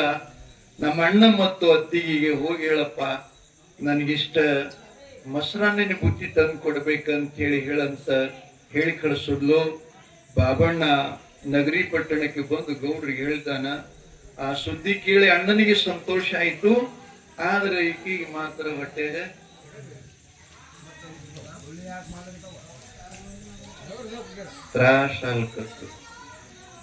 ತ್ರಾಸಾಗಿ ಅಂದ್ಲು. ಸಮಯ ಸಾಧಿಸ್ತದ. ಆಕಿ ಮೊದಲೇ ನನಗೆ ಆಣಿ ಮಾಡ್ಯಾಳ, ಪ್ರತಿಜ್ಞೆ ಮಾಡ್ಯಾಳ. ನಾನು ಹೊಟ್ಟಿಲ್ಲ ಗಂಡ ಹುಟ್ಟಿದ್ರೆ ನಿನ್ನ ಹೆಣ್ಣನ್ನ ಉಡಾಯಿಸ್ಕೊಂಡು ಹೋಗ್ತೀನಿ ಅಂತಂದಾಳ. ಹೆಣ್ಣು ಹುಟ್ಟಿದ್ರೆ ಗಂಡಿನ ತಗೊಂಡು ಹೋಗ್ತೀನಿ ಅಂದಾಳ, ಗಂಡ ಹುಟ್ಟಿದ್ರೆ ಹೆಣ್ಣಿನ ತಗೊಂಡು ಹೋಗ್ತೀನಿ ಅಂದಾಳ. ಅಂದ ಬಳಿಕ ಆಕಿ ಗಂಡಾಗ ಹಿಡದ್ಲು, ಬಹಳ ಹಿಡದ್ಲು. ಆಕಿ ಮಕ್ಕಳ ಪ್ರಯತ್ನ ಮಾಡ್ಯಾಳ. ಅಷ್ಟೆಲ್ಲ ಕಥೆ ನಿಮ್ಗೆ ಹೇಳಲ್ಲ. ಗಂಡನಿಗೆಲ್ಲ ಕಿವಿ ಊದುದಿಲ್ಲ. ಊದ್ತಾರೇನಪ್ಪ ಅಂತಿರ್ತಾರೆ, ಯಾರೇ ಮನ್ಯಾಗ ಅಂತಿರ್ತಾರೆ ಹಿರಿಯರೆಲ್ಲ. ನೀ ಹಂಗ ಮಾಡಿಲ್ಲೋ, ಆಕಿ ಕಿವಿ ಊದ್ಯಾಳ. ಬದುಕ್ಯಾರ ಇರ್ತಾವ ಮನ್ಯಾಗ, ಏನ್ ಓದಂಗಿಲ್ಲ. ಅದನ್ನ ಆಕಿ ಏನಂದ್ಲು ನೋಡಿ ಸ್ವಾಮಿ, ಶೂರಮ್ಮಯ್ಯ ಮನಿಯೊಳಗಿರೋ ತನಕ ಆಕೆಗೆ ಹೆತ್ತಮ್ಮನಕ್ಕಿಂತಲೂ ಹೆಚ್ಚಿನ ಪ್ರೀತಿ ವಾತ್ಸಲ್ಯ ತೋರಿಸಿ ಆಕೆಗೆ ಬೇಡಿದ್ದೆಲ್ಲ ಕೊಟ್ಟಿದ್ದೇನೆ. ತಿಲ್ಲಾಕ ಉಣ್ಣಾಕ ಕೂಡಾಕ ತೊಡಾಕೆಲ್ಲ ಕೊಟ್ಟರು ಕೂಡ ಗಂಡ ಮನೆ ಸೇರಿದ ಮೇಲೆ ಒಂದು ಸಲ ಆದ್ರೂ ನಮ್ಮ ಅಣ್ಣ ಅಂತ ನೆನಪು ಮಾಡ್ಕೊಂಡಾನ. ಹಿಂಗೆಲ್ಲ ಹೇಳಕತ್ಲಕ್ಕಿ ಮಾತೆಲ್ಲ. ಅಂದ್ರೆ ಇದ್ರ ಅರ್ಥ ಅವ ತಂಗಿ ಜೊತೆಯಲ್ಲಿ ಸ್ವಲ್ಪ ವಿರೋಧಿ ಆಗ್ಬೇಕನ್ನುವಂತ ಮಾತುಗಳನ್ನ ಹೇಳಿ ಅವನ್ನ ಸ್ವಲ್ಪ ಮನಸ್ಸು ಬದಲು ಮಾಡಿದ್ಲು. ಆ ಬಳಿಕಕ್ಕೆ ಹೇಳ್ತಾಳೆ, ಹಿಂಗಾರೆ ನಿಮ್ ತಂಗಿ ಪ್ರತಿಜ್ಞೆ ಮಾಡ್ಯಾಳ, ಒಂದ್ ವೇಳಕ್ಕೆ ಗಂಡ ಗಿಂಡ ಹಾಡದ್ಲು ಅಂದ್ರ ನಮ್ ಫಜಿತಿ ತೆಪ್ತದ, ಅದಕ್ಕೆ ನಾನೇನ್ ಮಾಡ್ತೀನಿ ಬುದ್ಧಿ ಒಳಗ ಅದು ವಿಷ ಹಾಕ್ತೀನ. ಎಂತ ವಿಷ ಅಂದ್ರ ಈ ಅನ್ನ ತಿಂದ ಕೂಡ್ಲೆ ಆಕಿನ ಗರ್ಭಪಾತ ಆಗ್ಬೇಕು. ನಿಮ್ಗೆಲ್ಲರಿಗೂ ಒಂದ್ ನೆನಪಿರ್ಬೇಕಿದೆ, ನಡೆದ ಕಥೆಯದ ಕೇಳ್ತಾ ಇದ್ರಿ ಅಂದ್ರೂ ಕೂಡ ದ್ವೇಷ ಹೊಟ್ಟೆ ಕಿಚ್ಚಿನಿಂದ ನಡೆದವ್ರ ಪರಿಸ್ಥಿತಿ ಏನಾಯಿತು, ಧರ್ಮದಿಂದ ನಡೆದವರು ಸಂಸಾರ ಏನಾಯಿತು ಎಷ್ಟ ತಿಳ್ಕೊಳ್ಳೋದು. ಸೂರಮ್ಮ ಮತ್ತು ನಾರಾಯಣನ ಮಧ್ಯದಲ್ಲಿ ತಾಯಿ ತಂದಿಗಳ ಆಕೇನ್ ಮಾಡಿದ್ಲು, ವಿಷದ ಬುದ್ಧಿ ತಯಾರ ಮಾಡಿ ಗಂಡನ ಕೈಯೊಳಗ ಕಂಟ್ಲೆತ್ತಿನ ಮೇಲೆ ಕೊಟ್ಟು ಹಸ್ಕೊಟ್ಟಿದ್ಲು. ತಗೊಂಡವ ಬಂದ. ಇನ್ನ ಚಂದನಗಿರಿ 1 ಕಿಲೋಮೀಟರ್ ಇತ್ತು. ಅವಾಗ ತಾಯಿ ಹೊಟ್ಟೆಗೆ ಬೆಳಿತಕ್ಕಂಥ ಸದ್ಗುರು ಬೀರಲಿಂಗೇಶ್ವರ ಅಮ್ಮನಿಗೆ ಹೇಳ್ದ, ಅಮ್ಮ ಅಮ್ಮ ಅಂದ. ಆಕೆ ಅರಮನೆ ತುಂಬಾ ದೃಷ್ಟಿಯಾಗಿ ನೋಡಿದ್ಲು, ಎಲ್ಲಿಂದ ಬರ್ತೈತಿ ಸಣ್ಣ ಮಗನ ಧನಿ ಅಂತೇಳಿ. ಅವಾಗ ಅವ ಹೇಳ್ತಾನೆ, ಹೊರಗಡೆ ಇಲ್ಬೇ, ನಿನ್ನ ಹೊಟ್ಟಿಯೊಳಗೆ ಬೆಳಿತಕ್ಕಂಥ ನಾನೇ ಸಿದ್ಧ ಬೀರೇಶ, ಅದಕ್ಕೆ ನಿಮ್ಮಣ್ಣ ತವ್ರ ಮನಿ ಬುದ್ಧಿಬಾನ ಆಶೆ ಮಾಡಿ ಬಳಗಾರನ ಕೈ ಹೇಳಿಕೊಟ್ಟು ಕಳಿಸಿದಿ, ನಿಮ್ಮಣ್ಣನೇ ಹೆಂಡತಿ ವಿಷ ಬೆರೆಸಿ ಕಳಿಸ್ಯಾಳ, ಅದನ್ನ ತಿಂದಿ ಅಂದ್ರ ನಿನ್ನ ಗರ್ಭಪಾತ ಆಗ್ತದ, ಅದನ್ನು ಮುಟ್ಬೇಡ ಅಂತ ಹೇಳ್ತಾನ. ಆದ್ರೂ ಆಕಿಗೆ ಸಮಾಧಾನ ಅನ್ಸಂಗಿಲ್ಲ. ಮತ್ ಹೇಳ್ತಾನ, ಒಂದು ವೇಳೆ ನನ್ನ ಮಾತಿನ ಮೇಲೆ ವಿಶ್ವಾಸ ಇರದಿದ್ರೆ ನಿನ್ನ ಮನ್ಯಾಗ ಈಗಲ ಆಗಲ ಒಂದು ಬೆಕ್ಕಸ್ ಹಾಕಿದಿ, ಅದು ತುಂಬಾ ಗರ್ಭವತಿ ಅದ, ಅವ ಅಣ್ಣ ತಂದಂತ ಬುದ್ಧಿ ಅದಕ್ಕೆ ಹಾಕಿ ನೋಡ, ಅದಕ್ಕ ಕಂದ ಹಾಕ್ತು, ತಿನ್ಬೇಡ, ಏನೂ ಆಗ್ಲಿಲ್ಲ ತಿನ್ನು ಅಂತ ಮಗ ಹೇಳಿ ಮೌನ ಆದ. ಎಂಥ ಮಗಪ್ಪ ಹಿಂಗ ಹೊಟ್ಟೆಯಾಗಿ ಇದ್ಕೊಂಡು ಮಾತಾಡಿದವ್ರ ನಮ್ಮ ಭಾರತ ದೇಶದೊಳಗ ಒಂದು 4-5 ಜನ ಅದ. ಬೀರದೇವರ ಅಮ್ಮೋಗ ಸಿದ್ಧನ ಮೊಮ್ಮಗ ಮಲ್ಕಾರ ಸಿದ್ಧ, ಆ ಕಲ್ಯಾಣ ಬಸವಣ್ಣನ ಅಕ್ಕನ ಮಗ ನಾಗಮ್ಮನ ಮಗ ಚನ್ನ ಬಸವಣ್ಣ, ಆ ಬಳಿಕ ಇಸ್ಲಾಂ ಧರ್ಮದಾಗ ಅಬ್ಬುಸ್ವಾಲೆನ ಮಗ ಮೈಬುಶ್ವಾನಿ, ಆ ಬಳಿಕ ಮಹಾಭಾರತದಲ್ಲಿ ಅರ್ಜುನನ ಮಗ ಅಭಿಮನ್ಯು, ಆ ಬಳಿಕ ನೇಪಾಳ ದೇಶದ ಮಹಾರಾಜನಾಗಿರತಕ್ಕಂಥ ಸೀತಾದೇವಿಯ ತಂದೆ ಜನಕ, ಮಿಥಿಲಾ ನಗರದ ರಾಜ್ಯ. ಅವನು ಗುರು ಅಷ್ಟಾವಕ್ರ ಮುನಿ ಅಂತ ಹೇಳಿದ್ದ. ಆ ಅಷ್ಟಾವಕ್ರ ಮುನಿಯೊಬ್ಬ ಹೊಟ್ಟೆಗಿದ್ದಾಗ ಮಾತಾಡ್ಯಾರ ಇಷ್ಟು ಜನ. ಏನಪ್ಪ ಅವರು ಬೀರದೇವರ ಹಿಂಗ್ ಹೇಳ್ದ, ಅಣ್ಣ ಮನೆಗೆ ಬಂದ, ಬುದ್ಧಿಬಾನ ಇಳಿಸ್ಕೊಂಡ್ಲು, ಕೈಕಾಲು ಮದ್ದಕ್ಕೆ ನೀರು ಕೊಟ್ಲು, ಯೋಗಕ್ಷೇಮ ಕೇಳಿದ್ಲು, ಕುಶಲೋಪಚಾರ ಮಾತುಗಳನ್ನು ಮಾತಾಡಿದ್ಲು. ಮಾತಾಡಿ, ಅಣ್ಣ ಅತ್ತಿಗೆ ಆರಾಮದಾಳಪ್ಪ, ಚೆನ್ನಾಗಿದ್ದಾಳಿಲ್ಲ, ಆಕಿನ ಚೆನ್ನಾಗಿ ನೋಡ್ಕೋಬೇಕಪ್ಪ, ಆಕಿ ಹಿಂದೆ ಮುಂದೆ ಯಾರಿಲ್ಲ, ಅಷ್ಟು ದ್ವೇಷಿಯಾಗಿದ್ರು ಕೂಡ ಇಷ್ಟು ಚಲೋ ಮಾತನ್ನು ಹೇಳ್ತಿರ್ತಾರ. ಒಂದ್ ತಲೆಯೊಳಗಿರ್ಬೇಕು, ನಮ್ಗೆ ಯಾರು ನಿಂದ ಮಾಡ್ತಿರ್ತಾರ, ನಮ್ಮ ಮೇಲೆ ಯಾರು ಹೊಟ್ಟಿ ಕಿಚ್ಚು ಮಾಡ್ತಾರ, ನಾವು ಮರಳಿ ಅವ್ರಿಗೆ ಎಂದು ಹಂಗ್ ಮಾಡೋದಿಲ್ಲ, ಮತ್ತೆ ಚಲೋನ ಹೇಳ್ಬೇಕು ಅವರಿಗೆ. ಇದರಿಂದ ನಾವು ಜಗತ್ತಿನೊಳಗೆ ಜೈಶಾಲಿ ಆಗ್ತಿರ್ತೀವಿ. ಕೆಲವು ಸೂಕ್ತ ವಿಚಾರಗಳದಾರ ಬಹಳ ಮಹತ್ವದ್ದು ಜೀವನದಲ್ಲಿ. ಮನೆಯೊಳಗೆ ಹೆಂಗ್ ಬದುಕಬೇಕು, ಸಮಾಜದಲ್ಲಿ ಹೆಂಗ್ ಬದುಕಬೇಕು, ದೇಶದಲ್ಲಿ ಹೆಂಗ್ ಬದುಕಬೇಕು ಅನ್ನುವ ವಿಚಾರಗಳದಾವ. ಅದು ಸತ್ಸಂಗ ಮಾಧ್ಯಮದಿಂದ ನಿಮ್ಗೆಲ್ಲ ಸಿಗ್ತಾವ, ಈ ಸಮಯದಾಗ ಸಿಗಲ್ಲ. ಆದ್ದರಿಂದ ಎಲ್ಲ ವಿಚಾರಗಳನ್ನು ಮಾಡಿ ಅವನಿಗೆ ಊಟ ಮಾಡಿಸಿದ್ಲು. ಅವ ತಂಗಿಗೆ ಸಂತೋಷ ಪಡಿಸಿ ಬುದ್ಧಿ ಕೊಟ್ಟು ಹೋಗ್ಬಿಟ್ಟ. ಆ ಬಳಿಕಿ ಮಗ ಹೇಳಿದ ಮಾತು ಸತ್ಯವೋ ಅಸತ್ಯ ಅದ ಪರಿಗಣಿಸ್ಬೇಕು, ಪರೀಕ್ಷೆ ಮಾಡ್ಬೇಕಂತೇಳಿ ಬೆಕ್ಕಿನ ಹಿದ್ದು ದೊಡ್ಡ ಕರೆದ ಅದನ್ನ ಬುತ್ತಿ 1-2 ತೂತ ಹಾಕಿದ್ಲಂತ. ಬೆಕ್ಕ ತಿಂತು. ಆ ಬಳಿಕ ಹೊಟ್ಟೆಗಿರುವ ಆ 4-6 ಮರಿಗಳಿಗೆಲ್ಲ ಕಂದ ಹಾಕ್ತಂತ. ಅಯ್ಯೋ ಶಿವ ಶಿವ, ಎಂಥ ನನ್ನ ಹಣೆಬಾರ. ಖಾಸ ಅಣ್ಣನ ಹೆಂಡತಿನ ಈ ರೀತಿಯಾಗಿ ಮಾಡಿದ್ಲ, ಅಣ್ಣನೇ ಹೀಗ ಮಾಡಿದ್ನ. ಒಂದೇ ತಾಯಿ ಎದೆ ಹಾಲನ್ನು ಕುಡಿದು ಬೆಳೆದವರು ನಾವು, ಇಷ್ಟೊಂದು ದ್ವೇಷ ಬೆಳೀತಾ ಅಂತೇಳಿ ಸಮಾಧಾನ ಮಾಡಿಕೊಂಡಳು, ಶಾಂತ್ವನ ಮಾಡಿಕೊಂಡಳು. ತಾನೆ 9 ತಿಂಗಳ ಗತಿಸಿದ್ದು. ಅದ ಮುಂದೆ ಅವ ಗೊತ್ತಾಯ್ತು ಅವನಿಗೆ, ಅನ್ನ ಕೊಟ್ಟದ್ದು ಅದು ವಿಷಯದ ಅಡಿಗೇನು ಅವರಿಗೆ ಅದು ಬಾಧಾ ಆಗ್ಲಿಲ್ಲ, ಗೊತ್ತಾತು. ಮುಂದೆ ಆ ಮಗ ಏನ್ಯಾಕೆ ಹುಟ್ಟುವಲ್ದು, ಆ ಹುಟ್ಟುವಂತ ಮಗನ ಹೆರಿಗೆ ಸಮಯದೊಳಗ ಒಂದಿಷ್ಟು ಲಂಚ ಕೊಟ್ಟು ಇಬ್ರು ಹೆಣ್ಮಕ್ಳಿಗೆ ಕಳಿಸಿದ ತಾವು. ಯಾರ್ಯಾರಪ್ಪ ಅವರು? ಶಬ್ಬಾಷ್, ಚಲೋ. ನಡ ಹಿಡಿಯ ನಾಗಮ್ಮ, ಸೂಲ್ಗಿತ್ತಿ ಸುಬ್ಬಕ್ಕ, ಅವ್ರ ಕೈಯಾಗ ಹುಲಿ ಉಗುರು ಕೊಟ್ಟಿದ್ದಾವ. ಹುಲಿ ಉಗುರು ಎದಕ್ ಕೊಟ್ಟಿದಂದ್ರೆ ಅದು ಹೊಟ್ಟೆಗಿಂದ ಬರಾಗನ ಚೂಟಿಗಿಬೇಕು ಅದಕ್ಕೆ ಅಂತ ಹೇಳಿಕೊಟ್ಟು ಕಳಿಸಿದ. ಅವೇನ್ ನಮ್ಮಂಗ್ ಊಟದವ, ಇವ್ ನಮ್ಮ ಏನ್ ಟೈಮ್ ಇಲ್ಲ, ಟೇಬಲ್ ಅಲ್ಲಿ ಹುಟ್ಟೇ ಹುಡ್ತಾವ, ಬರೀ ಏನ್ ಮಾಡ್ತಾವ. ಅವ ವರಪ್ರಸಾದದಿಂದ ಹುಟ್ಟಿದವ. ನಾದ ವಂಶ, ಬಿಂದು ವಂಶ ಅಂತ ಎರಡು ಪ್ರಕಾರ ಜೀವಿ ಹುಟ್ಟದ ಜಗತ್ತಿನೊಳಗ. ನಾದ ವಂಶದವರು ಹುಟ್ಟಿದವರೇ ಸಿದ್ಧರು, ಬಿಂದು ವಂಶದಿಂದ ಹುಟ್ಟಿದವರೇ ನಾವು. ನಾದ ವಂಶ ಅಂದ್ರೆ ಪ್ರಸಾದ, ಬಾಳೆಹಣ್ಣ, ಖಾರಿಕ, ಭಂಡಾರ, ಭಸ್ಮಾದಿಗಳಿಂದ ಕೊಟ್ಟಂತ ಮಕ್ಕಳು. ತುಕಪ್ರಾಯ ಸೋಮರಾಯ ಹುಟ್ಟಬೇಕಾದ್ರ ಎಂಥ ತಪಸ್ಸಪ್ಪ ಅದು. 7 ತಲೆ ಗುರು ಸೋನಾರ ಸಿದ್ಧ ಭೈರಿ ಅಮೃತಾಬಾಯಿ ಮತ್ತು ತುಕಪ್ರಾಯರಿಗೆ ಏನ್ ಕೊಟ್ಟಾರ ಅವರು? ಏನ್ ಕೊಟ್ಟಾರ? ತಮ್ಮ ಕೊರಳೊಳಗಿರತಕ್ಕಂತ ಜಪಮಣಿ, ಮಾಣಿಕ್ಯದ ಮಣಿಯನ್ನು ಕೊಟ್ಟು ನೀ ಜಪಿಸುತ್ತಾಯಿ, ಆ ಮಣಿಯಂತೆ ಜಗತ್ತಿನೊಳಗ ಉತ್ತಮವಾದಂತ ಸಂತತಿ ಆಗುತ್ತದಂತ ಕೊಟ್ಟ. ಜಪಮಣಿಯಿಂದ ಅಣ್ಣ ಜಕ್ಕಣ್ಣ ಹುಟ್ಟದ, ಮಾಣಿಕ್ಯ ಮಣಿ ತಪಸ್ಸಿನಿಂದ ಹಾಲು ಮಠದ ಮೂಲದಲ್ಲಿ ಪಟ್ಟದ ದೇವರು ಯಾರು ಇದ್ದಿತ್ತಿಲ್ಲ. ತಿಳಿಯೊಳಗಿರ್ಲಿ, ಮಾಣಿಂಗ್ರೆ ಹುಟ್ಟಾಕಿತ್ತು ಮೊದಲು. ಅವನಿಂದೇ ನಮ್ಮ ಧರ್ಮದಲ್ಲಿ ಪಟ್ಟದ ಪೂಜಾರಿಗಳು ಅಂತ ನಿರ್ಮಾಣ ಆಯ್ತು. ಪಟ್ಟದ ಪೀಠ ತಯಾರು ಮಾಡಿದವನೇ ವೀರ ಮಹಾಲಿಂಗರಾಯ. ಬಿಟ್ಟು ಜಡಿ ಹಾಕ್ಬಿಟ್ಟಿದ ಗೊತ್ತದ. ಅಪ್ಪನ ಯಾರು ಮರಣದಂಡನ ಶಿಕ್ಷೆಗೆ ಗುರಿ ಮಾಡಿದ್ದಾರೆಯೋ ಅವರನ್ನ ಸಂಹಾರ ಮಾಡೋ ತನಕ ಈ ಜಡೆಗಳನ್ನ ಕಟ್ಟುವುದಿಲ್ಲ ಅಂತ ಬಿಟ್ಟಾವ. ಜಡೆಗಳನ್ನ ಬಿಡುವಲ್ಲಿ ಒಂದಿಷ್ಟು ಸಂಸ್ಕಾರದ, ಯಾಕೆ ಬಿಡಬೇಕು ಅನ್ನೋದ್ರ ಬಗ್ಗೆ ನಮ್ಮಲ್ಲಿ ಪ್ರತಿಯೊಂದು ಸಂಸ್ಕಾರದ ಬಂಧುಗಳೇ. ಹಾಗಾಗಿ ಆ ಪ್ರಸಾದದಿಂದ ಹುಟ್ಟಬೇಕಾಯಿತು. ನಮ್ಮ ಹೆಂಗ್ ಹುಟ್ಟಿದೇವಂದ್ರೆ ರಕ್ತರೇತಸ್ಸಿನಿಂದ, ವೀರ್ಯ ಮತ್ತು ರಕ್ತದಿಂದ ನಾವು ಹುಟ್ಟಿದೀವಿ. ಅದಕ್ಕೆ ಅವರಿಗೆ ನಮಗ ವ್ಯತ್ಯಾಸ ಅದ. ನೋಡ್ಲಿಕ್ಕೆಲ್ಲ ನಮ್ಮಂಗೆ ಇದ್ರೂ ಕೂಡ ಸ್ವಲ್ಪ ಬದಲದ. ಬೀರದೇವರ ಜನನ ಕಾಲದಲ್ಲಿ ನಗರಿ ಪಟ್ಟಣದ ಸೂಲ್ಗಿತ್ತಿ ಸುಬ್ಬಕ್ಕ ಮತ್ತು ನಡಹಿಡಿ ನಾಗಕ್ಕ ಬಂದು ಆಕಿನ ಹೆರಿಗೆ ಸಮಯ ಕಾಯ್ತಾ.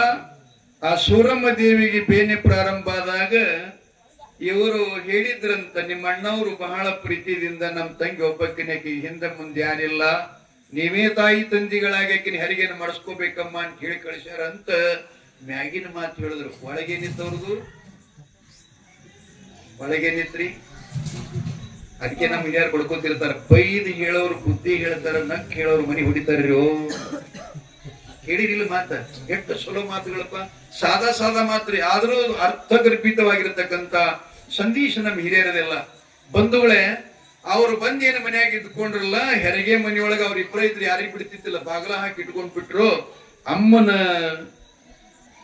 ಹೆರಿಗೆ ಪ್ರಸೂತಿಯಾಗುವಂತ ಸಮಯದಲ್ಲಿ ಬೀರ ದೇವರ ಒಳಗಿಂದ ಏನ್ ಬರ್ತಾ ಇದ್ದ, ಅವಾಗ ಇವ್ರ ಕೈಗೆಲ್ಲ ಸಜ್ಜಾಗಿ ಹುಲಿ ಉಗುರ ಹಾಕೊಂಡ ಕೂತಿದ್ರಂತ. ಆ ಮಗುವನ್ನ ಎಳ್ಕೋಬೇಕಂತ ಹೇಳಿ ಅವಾಗ ಅವ ಏನ್ ಮಾಡ್ದ, ಮೊದಲ ಕಾಲ್ ಮುಂದಾಗಿ ಬಂದತ್ತ. ಆಕೇನ ಸೂಲ್ಗಿತ್ತಿ ಸುಬ್ಬಕ್ಕಿದ್ಲಲ್ಲ, ಆಕಿನ ಬಾಯಿ ಮ್ಯಾಗ ಹೋದ್ರ ಆಕಿನ ಪರಿಸ್ಥಿತಿ ಕೇಳಿರಿ ನೀವೆಲ್ಲ ನಾಟಕದಾಗದೆಲ್ಲ.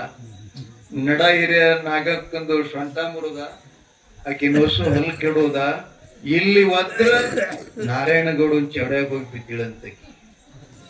ನೆರಳುಕೋತ್ಯಪ್ಪ ಸತ್ಯ ಮಾರಾಯಣ ಬರಬಾರಾಗಿತ್ತಂತೇಳಿ ವೀರ ದೇವರ ಹುಟ್ಟಿ ಬಂದ. ಅವ್ರು ಹೇಳಿದ್ರು ಗಂಡ ಮಗ ಹುಟ್ಟ್ಯದ ಕೂಡಲೇ. ಇನ್ನ ಆಕಿ ಮಾತು ಹೇಳಿದ್ಲು ಲಕ್ಷ್ಮಿ, ಸ್ವಾಮಿ ಏನ್ ಮಾಡಿದ್ರು ನಮ್ಮ ಕೈ ಯಶಸ್ವಿ ಆಗ್ಲಿಲ್ಲ, ಗಂಡಂತೂ ಹಡದ್ಲಕ್ಕಿ. ಆದ್ರ ಆ ಗಂಡನ್ನ ಹೆಂಗರ ಪ್ಲಾನ್ ಮಾಡಿಕೊಂಡು ನೀನು ಅರಮನೆಯೊಳಗ ತೂಗುವಂತ ತೊಟ್ಟಿಲ ಅರಣ್ಯಕ್ಕೆ ತಳ್ಳಿ ಅವ್ರ ರಾಕ್ಷಸರಿಗೆ ಲಂಚ ಕೊಟ್ಟು ದುಡ್ಡು ಕೊಟ್ಟು ಅವರಿಗೆ ಮಗನ ಪ್ರಾಣ ಉಳಿಸುವಂಗ ಕೆಲಸ ಮಾಡ್ರಿ ಅಂತ ಹೇಳ್ಕೊಳಿಸಿದ್ಲು. ಅದೇ ಪ್ರಕಾರವಾಗಿ ದೈತ್ಯರು ಬಂದ್ರು. ಆ ಬಳಿಕ ಮೊಟ್ಟ ಮೊದಲಿಗೆ ನಾರಾಯಣಗೌಡ ಪಂಚಾಂಗ ಹೇಳಾವ ಆಗ್ತಾನ, ದೇವರ ಹೇಳಾವ, ಶಕುನ ಹೇಳಾವಾಗಿ ಬಂದು ಸೂರಮ್ಮ ದೇವಿ ಆ ರನ್ನದ ಪಡಸಾಲಿಯೊಳಗ ಬೀರ ದೇವರನ್ನ ತೊಡಿ ಮೇಲೆ ಹಾಕೊಂಡ ಮಲೆ ಉಣಿಸ್ತಾ ಇದ್ಲು. ಇವ ಪಂಚಾಂಗ ಹೇಳ್ಕೋತ ಏನ್ ಬಂದ ಅಂತಂದ್ರ, ಈ ಮಗು ಹುಟ್ಟಿದ್ದು ಮುಹೂರ್ತ ಸರಿ ಇಲ್ಲ, ಇದು ಮೂಲ ನಕ್ಷತ್ರದ ಮೇಲೆ ಹುಟ್ಟ್ಯದ, ಆದ್ದರಿಂದ ಇದರಿಂದ ಸೋದರ ಮಾವನ ಮರಣ ಆಗ್ತದ, ರಾಜ್ಯದ ಮೇಲೆ ಬೆಂಕಿ ಮಳಿ ಸುರಿತದ, ಸಂಪತ್ತೆಲ್ಲ ಹಾಳಾಗ್ತದ. ಅದಕ್ಕೆ ಪರಮಾತ್ಮನ ಕೃಪೆ ಆದ್ರೆ ಇಂಥ ಮಕ್ಕಳು 100 ಹಿಡಿತೀರಿ, ಆದ್ರೆ ಈ ಮಗನನ್ನ ಅರಮನೆಗೆ ಇಟ್ಟುಕೊಳ್ಳೋದು ಇದು ಸರಿಯಲ್ಲ, ಇದನ್ನ ಅರಣ್ಯಕ್ಕೆ ತಳ್ಳಬೇಕು ಅಂತೇಳಿ ಶಕುನ ಹೇಳಿ ಆ ತಾಯಿ ಸೂರಮ್ಮನ ಮಲ ಹೊಲಿಸ್ಕೊಂಡು ದೈತ್ಯರ ತಲೆ ಮ್ಯಾಗ ತಾಯಿನ ಸ್ವತಃ ತೊಟ್ಲೆತ್ತಿ ಬೈಲಿಗೆ ಹಾಕ್ತಾ ಇದ್ದಾಳ. ಆ ಬಳಿಕ ಅವರೆಲ್ಲ ತಗೊಂಡು ಬಂದ್ರು. ನಮ್ಮವ್ರು ಹೇಳ್ತಾರೆಲ್ಲ ಹಾಡಿನಲ್ಲಿ, ಕೊದಲಿಗೆ ನಂದನವನ, ಹೌದಲ್ಲ, ಕಾಡ ರುದ್ರಭೂಮಿ. ರುದ್ರಭೂಮಿ ಅಂದ್ರೆ ಪರಮಾತ್ಮನ ಸ್ಥಾನ. ಅಂಥಲ್ಲಿ ತೊಟ್ಲಾ ತಗೊಂಡು ಬಂದ್ರು. ಅವರಿಗೆ ಸ್ವಲ್ಪ ಬಾಯಿಗೆ ನೀರಡಿಕೆ ಆಯ್ತಂತ. ಆಗದ ಕೂಡಲೇ ತೊಟ್ಲಾ ಕೆಳಗಿಟ್ಟು ಬಾವ್ಯಾಗ ಹೋಗಿ ನೀರು ಕುಡಿದ ಮ್ಯಾಲ ಬರದಾಗ ಅವರು ರಕ್ತಕಾರಿ ಶತ್ರು ಅಂತೇಳಿ ಬರ್ತದೆ ಪುರಾಣದಲ್ಲಿ. ಬಳಿಕ ವಾಯುದೇವನಿಗೆ ಪರಮಾತ್ಮ ಆಶೀರ್ವಾದ ಮಾಡಿದಾಗ ಚಂಡಮಾರುತ ಗಾಳಿಯನ್ನ ಬೀಸಿ ಆ ನೆಲದ ಮೇಲೆ ಇರತಕ್ಕಂತ ತೊಟ್ಟಿಲವನ್ನು ಟೊಂಗ್ಯಾಕ ಮೇಲೆ ಜೋತಾಡ್ತಾ ಇತ್ತಂತ. ಆ ಬಳಿಕ ಗಿಣಿರಾಜನಿಗೆ ಜೋಗಳ ಹಾಡಂತ ಹೇಳದಂತ, ನವಿಲಿಗೆ ನೃತ್ಯ ಮಾಡಂತ ಹೇಳದಂತ, ಜೇನು ನೊಣಗಳಿಗೆ ತುಪ್ಪ ತಂದ ಹಾಕಂತ ಹೇಳದಂತ, ವಾಯುದೇವ ಗಾಳಿ ಬೀಸ್ ಅಂತ ಹೇಳದಂತ, 7 ಹೆಡೆಯ ನಾಗಶೇಷನಿಗೆ ಆ ಬೀರಲಿಂಗನಿಗೆ ನೆರಳ ಮಾಡಪ್ಪ ಅಂತೇಳಿ ಶಿವ ಸಾಕ್ಷಾತ್ ಪಾರ್ವತಿಯರೇ ಹೇಳಿ ಅವನ್ನ ಜೋಗುಳ ಹಾಡಿ ತಾವು ಕೈಲಾಸದಿಂದ ತಂದಂಥ ಉಡುಪುಗಳನ್ನ, ಒಡವೆಗಳನ್ನ, ಅವನಲ್ಲಿ 32 ಕಲ ಹಾಲು ಹವಳದ ತುಟೆ, ಅಂಗೈಯಂಗಾಲಗಳಲ್ಲಿ ಪದ್ಮ ಅಂತ ಅವತಾರಿಕ ಪುರುಷ. ಅವನಿಗೆ ಲಕ್ಷ್ಮೀ ಸರಸ್ವತಿ ಪಾರ್ವತಿಯರು ಯಾರ ಕಣ್ಣಿಗೆ ಬೀಳದಂತೆ ಅಂತರ್ದೃಷ್ಟಿಯೊಳಗೆ ಬಂದವನಿಗೆಲ್ಲ ಆ ಜೋಗಳ ಹಾಡಿ, ಲಾಲಿ ಹಾಡಿ, ಇಷ್ಟೆಲ್ಲ ಪ್ರಾಣಿಗಳಿಗೆಲ್ಲ ಅವನ ರಕ್ಷಣೆಗೆ ಇಟ್ಕೊಂಡು ಕೈಲಾಸಕ್ಕೆ ತೆರಳುತ್ತಾ ಇದ್ದಾರೆ. ಆ ಸಮಯದಲ್ಲಿ ಈ ಕಡೆ ನಮ್ಮ ತಾಯಿ ಮಾಯಕ್ಕನ ಒಂದು ಏನ್ ಮಳಿಗಳು ಬರಂಗಲ್ಲ, ಬಹಳ ಸಂತೋಷ. ಮಾಯಕ್ಕ ಎಲ್ಲಿ ಹುಟ್ಟದಳಪ್ಪ? ಓದೋ ಏನ್ ನಮ್ ಡೊಳಿನ ಮನುಷ್ಯರಿಲ್ಲ.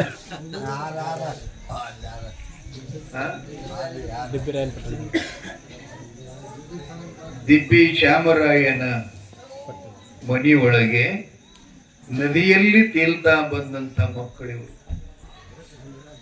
ದೇವಗಣ್ಯರು. ಚಾಮರಾಯನಿಗೆ ದೊರೆತ ಮಕ್ಕಳು ಅಕ್ಕವ್ವ, ಮಾಯವ್ವ, ಲಕ್ಕವ್ವ, ಮಕ್ಕಳೆಮ್ಮ ಅಂತೇಳಿ, ಹೌದಲ್ಲ, 4 ಜನ. ಅವರು ಇಬ್ರು ಮಾಯಕ್ಕ ಮತ್ತು ಅಕ್ಕವ್ವ ಅಂತೇಳಿ ತಿಳ್ಕೊಂಡು ತಂದೆ ಮಾಡುವಂತ